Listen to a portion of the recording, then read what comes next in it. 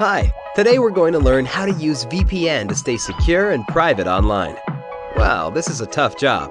Just kidding. When you use NordVPN, all it takes is just a single click. See for yourself. Click, and you're browsing securely on public Wi-Fi. Click, your ISP can't see what you do online. Click, and you're in a different country. Well, virtually. Any device you have there, NordVPN has you covered. Everything else is just details. But if you care to know more, NordVPN has more than 5,000 servers all over the world.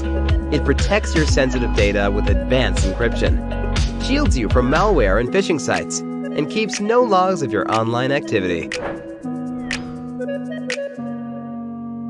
Click link in the description and get 68% discount for your first order.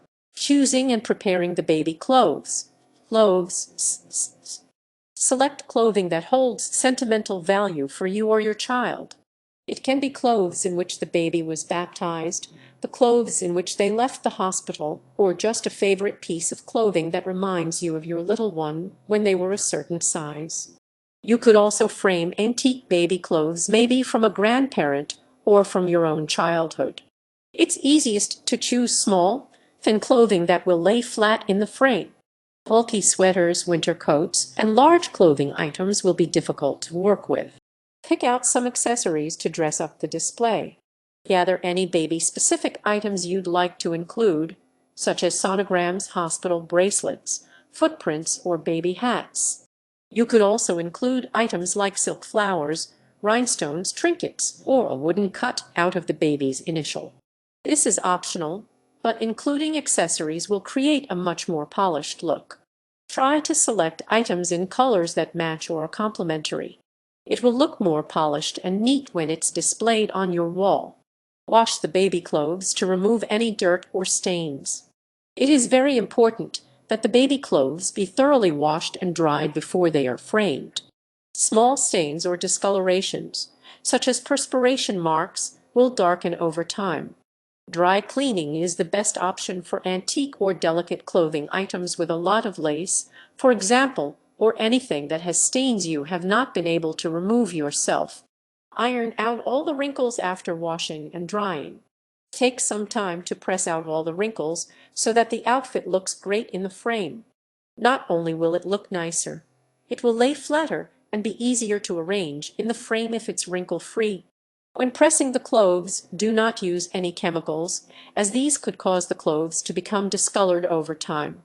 Instead, a light spritz of water can be used to remove stubborn wrinkles.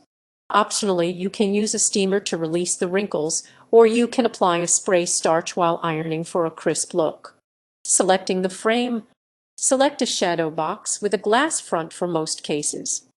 A shadow box is a deep frame that will allow you to add thick or folded articles of clothing or three-dimensional objects, such as the baby's first pacifier. Using a shadow box will allow you to frame almost anything of the baby's that you want to display. Shadow boxes come in many colors and styles. For a minimalist look, you can choose a shadow box that is only a glass case with no framing. To match your decor and create a bigger statement piece, look for a shadow box that has a thicker, more ornate frame around the edge. Use a regular picture frame with the glass removed for shoes or large 3D objects. Using a regular picture frame without glass creates a fun effect when you hang the frame on the wall. For example, if you mounted your baby's first shoes to a glassless frame, it would look like framed shoes from the front, but look like the shoes were emerging from the wall when viewed from the side. Aside from shoes, you could also frame toys in a glassless frame. Sentimental items, such as a ball or stuffed animal that your child really loved, would be great options. You can choose a frame that is as simple or ornate as you like. Decide where you want to hang the clothes before you buy the frame. Then, choose a frame style and color that matches the rest of your decor in that space. If you are just framing a t-shirt or something that folds or lays very flat, you can also choose to leave the glass in. Pick a frame that's an appropriate size and depth for your items.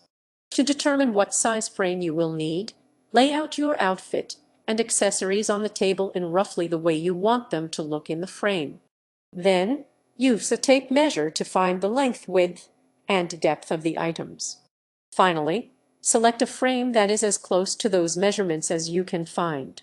If a frame of the exact size is not available, it is better to choose one that is slightly larger.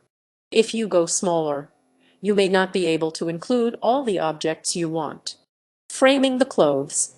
Plan out exactly how you want the finished display to look. Either draw it out on paper or lay the items out in front of you. Move the items around until you get the look you want. If you have empty space you want to fill, add in more decorative pieces such as little flowers or sewing embellishments. Play around with displaying both the front and back of the outfit. Depending on the embellishments and the pattern of the clothing, you may find you really like one side more than the other. If an entire outfit is being displayed, you can leave spaces between the pieces to mimic where the baby's head or other body parts would be if the outfit was being worn. Cover the backing board with fabric, wallpaper, or scrapbooking paper. The backing board of the frame will show through in your display, so choose a color or pattern that really makes your items pop. Use hot glue or fabric glue to adhere the cover on the board and let it dry before proceeding. Choose a patterned background to make solid colored items pop and opt for a solid background if your items are mostly patterned. Attach the clothing and accessories to the backing board. Following your plan, attach the items to the backboard. Begin with the largest, most likely the outfit itself, and then fill in the accessories and embellishments around and on top of the outfit. To stick them on, you can use flat decorative tacks, hot glue, or even Velcro. It's important to attach them well so that they don't shift downward when you hang the frame. Don't skimp on the glue or tacks when choosing deep colored papers such as dark reds, blues, or purples, because over time, the dye from the paper may bleed onto the clothing. Instead, go for lighter pastels and shades of white or off-white. If you are concerned about damaging the items, especially if they are antique, choose a less permanent adhesive such as double-sided tape. However, because the tape will likely lose its stickiness over time, you may have to open the frame and replace the tape after a few years. Close the frame and inspect your work. After the glue has dried, place the backing board with all the attached items into the frame and securely close it up. Gently shake the frame up and down to make sure the items are attached well and everything looks just as you want it. If anything seems loose, open the frame up and add more glue or tacks. At this point, the items that you glued down are stuck into place, but you can still open the frame and add more embellishments or other baby items if you feel your display is too plain.